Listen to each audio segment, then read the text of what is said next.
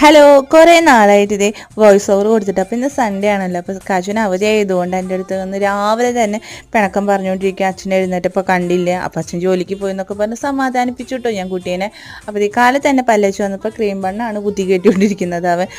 അപ്പോൾ നമുക്കിന്ന് രാവിലെ ബ്രേക്ക്ഫാസ്റ്റ് ആയിട്ട് പുട്ടും പയറുപ്പേരി ആയിരുന്നു കേട്ടോ. അപ്പോൾ പുട്ട് കണ്ടപ്പോഴാണ് പണ്ട് അച്ചാച്ചൻ ചായക്കടയിൽ നിന്ന് വാങ്ങിച്ചുകൊണ്ട് അന്ന് പുട്ടിൻ്റെ കാര്യം ഓർമ്മ വന്നു കേട്ടോ. ഭയങ്കരമായിട്ട് നോസ്റ്റ് അടിച്ചു. അപ്പോൾ അതുപോലെ ചെയ്യാണ്. നല്ല ചൂടുള്ള പുട്ട്, അതിൻ്റെ മുകളിൽ 2 പപ്പടം വാഴയിൽ പൊതിഞ്ഞിട്ട് ഇങ്ങനെ കൊണ്ടുവരില്ലേ ചായക്കടയിൽ നിന്ന്. എന്ത് സ്മെല്ലായിരിക്കുമല്ലോ തുറക്കുമ്പോൾ തന്നെ. എനിക്ക് അതൊക്കെ മൈൻഡിൽ കൂടെ പോയോണ്ടിരിക്കുന്നു. അപ്പോൾ അതൊക്കെ പാക്ക് ചെയ്തതിന് ശേഷം ഒരു സ്റ്റിച്ചിങ് പരിപാടി ഉണ്ട്. അതൊക്കെ കഴിഞ്ഞ് വന്നപ്പോഴേക്കും നമ്മുടെ പുട്ട് ഇവിടെ റെഡി ആയിട്ട് കേട്ടോ.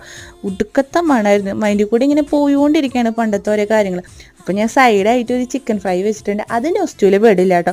നിങ്ങൾക്ക് ആർക്കെങ്കിലും ഇങ്ങനെ കഴിക്കുന്നത് ഭയങ്കര ഇഷ്ടമാണ്. ഞാനാണെങ്കിൽ പപ്പടം പുട്ടും മാത്രമാണെങ്കിൽ അത്രയും ഇഷ്ടമാണ് എനിക്ക്.